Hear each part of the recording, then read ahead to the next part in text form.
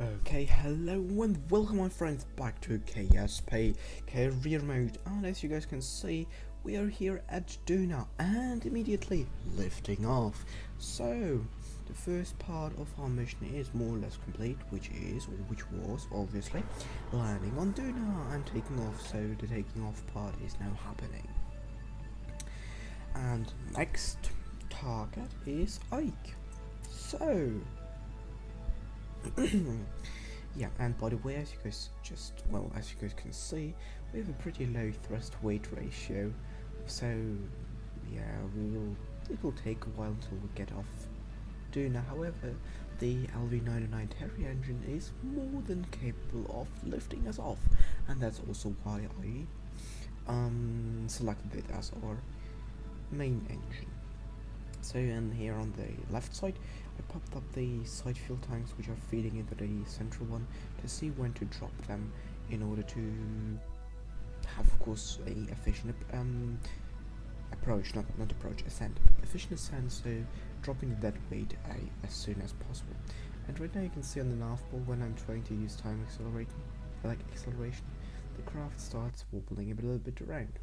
But now I decided to cut forward to the rendezvous because it was a pretty simple ascent and rendezvous.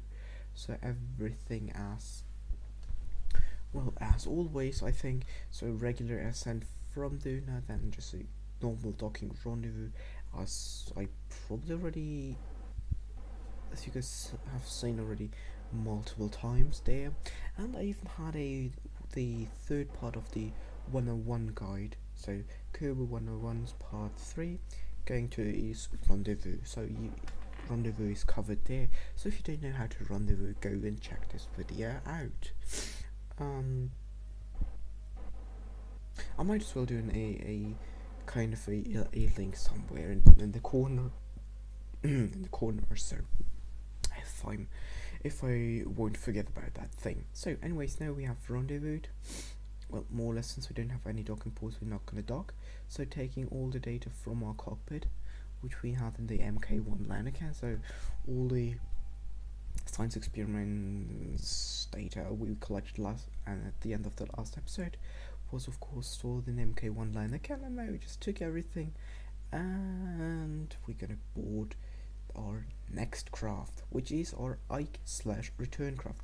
Because of one contract, we have to go to Ike and from Ike with the same command pod back home, which is a little bit annoying in my opinion. So otherwise I'd have built it the other way around, like sending a smaller craft to Ike first and then going to Duna, and from Duna directly back to Kerbin. However, the contract wishes me to go first to Duna and first to Ike and then to Duna. So yeah, whatever. So we're going back into the EVA out.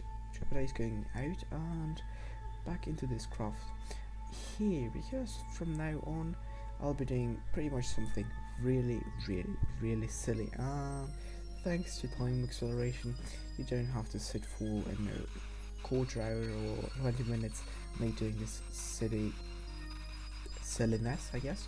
So I decided we have so much spare fuel in the Duna lander, so why not try and pushing our main craft a little bit until we run out of fuel.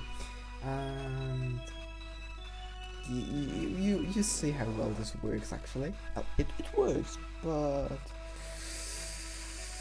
yes, it isn't, first of all, not really fast. It takes a long time, and in the end it didn't help out at all, not really. So it is just me being silly, because I'm really addicted. No, not addicted. Hey, what's the proper way of saying something? I really like to use up the fuel in the previous stage before ditching it. I kind of have something there. I just have to use up all the bloody fuel in the stage. I just can't ditch a stage with fuel in there. Really, that's a huge problem for me. Like for example, when landing on the moon, like on the regular moon, I build a special kind of a transfer stage, a descent stage, and an ascent stage. it always hurts me to ditch the transfer stage with, I don't know, maybe 10% fuel remaining onto the surface. That's so ridiculous. Yeah, I'm always kind of worried about the fuel. Maybe I need the fuel later on. Let's try and save it. And I had already multiple crashes because of that. And here, I just realized we have a fuel problem. The tanks outside have more fuel in them. They have more fuel in them compared to the tank in the middle. Even though it's supposed to be the other way around thanks to those fuel ducts. So this is another problem. I have no idea why, by the way. So if you know why I can't transfer the fuel into the central tank, and why, even though we had fuel ducts, the central tank was being kind of drawn from first. Say me clicking on in there, it's not working. I have no clue why. I'd really like to know that. Yeah. Okay, yeah, I think that's more or less it with that problem. And I was just clicking here around for quite a while until I just gave up on it, like being, what's the goddamn issue there?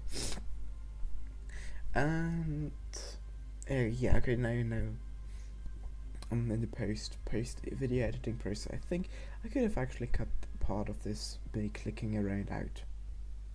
Oh, speaking of cutting the part of me clicking around out. There we go. Now we're here at Ike, seeing Ike being really dark because of the Duna, like Duna blocked the sun, and that's why Ike was so dark. But now we're landing in the again on the bright side, kind of on the daylight side. There you go. So now approaching Ike. Our thrust to weight ratio is not that good, so that's why we are already thrusting up pretty high there, multiple times, a little bit thrusting to decelerate, so that we can have a good feeling of how our speed decreases and how our speed is and how fast we're going towards the surface. And in the end, it was a pretty good choice actually, decelerating earlier than kind of I usually would. Simply out of the fact that our thrust weight ratio is pretty low, and we're barely even made slowing down in time. It is not the perfect, almost suicide burn type of thing, so we had approximately 1 more kilometer to go, but still having 1 kilometer more space than crashing is actually definitely better. So anyways, now coming in for landing, and just gentle touchdown, and no falling over because our landing lags are pretty far apart, which is great. Now collecting all the data we have here, collecting two science screws, which is actually useless, even though you should be able to do 2 of them, out of the simple fact that even though you get 1 goo, you still have a tiny bit of amount of science left if you bring a second one. So yes. However, if you take 2 of them at the same time,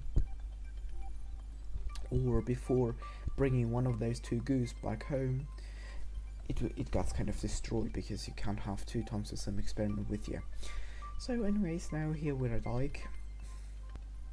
Yeah, Ike, and we're done with Ike. So, oh, by the way, I think this was actually the last time visiting Duna in the career mode.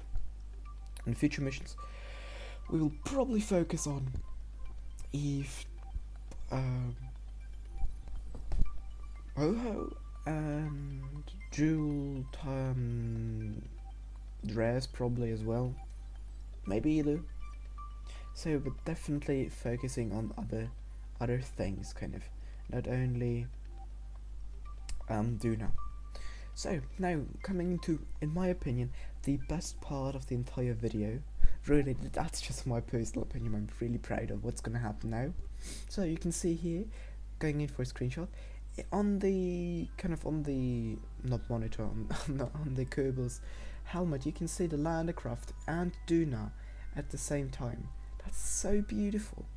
And now walking up to our flag, really close up, turning around. Now you can see in the reflection there, the landing craft, the flag, and Duna up no, yeah, Duna up there just barely, and we can see Duna and the sun. So we have more or less everything twice there. 2 times the flag, once the lander, once the Kerbal, two suns and 2 times Duna. That's just such a beautiful picture in my opinion. God, I'm really proud of that screenshot, and oh, beautiful. And here was the dump experiment part of the double science scoop. Anyways, now back to our mission. As you can see, the Kerbal alarm clock is opened up. That's just to know when to leave and go back home.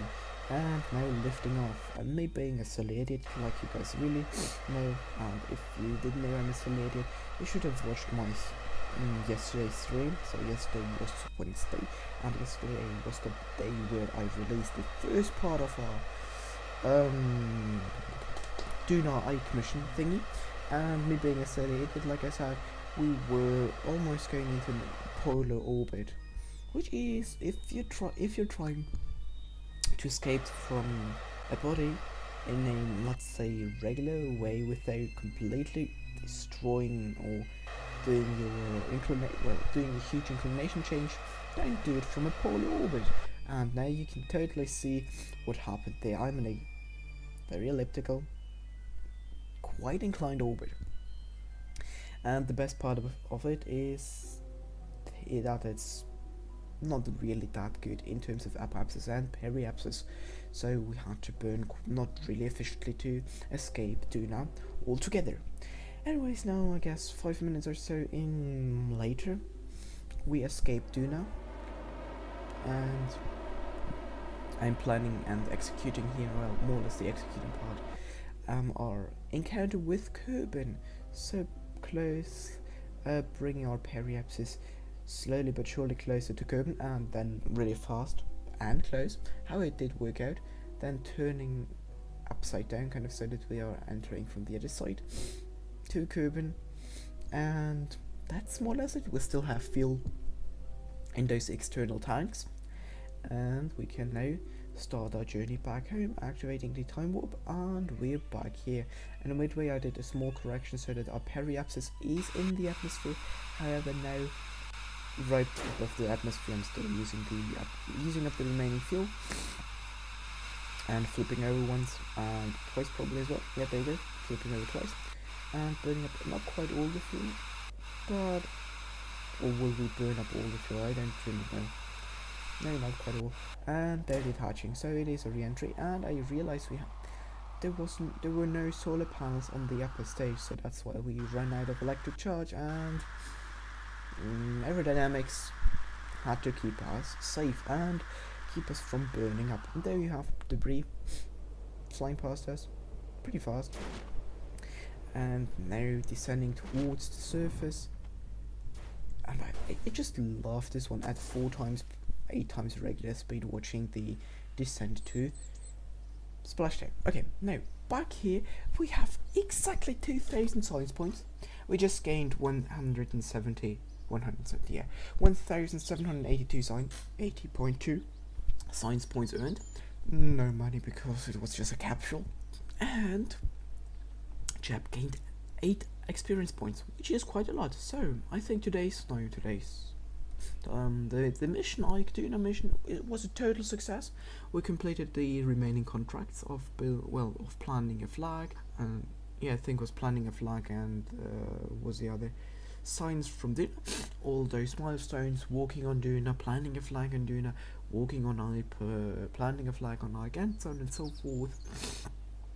And thanks to those contracts and those achievements, we gained as well a lot of money, so upgrading the launch pad was totally worth it. Now into the VOB, it is R&D, into the R&D, research and development. It's pretty easy. We're just gonna pick all of our nodes that we can actually even upgrade, and we're out of science points for the next top tier nodes, or the final tier ones, and the few 1,000 science point nodes. We'll have to upgrade our R&D, but this will be in the next episode. Thanks for watching, and Spaceship signing out.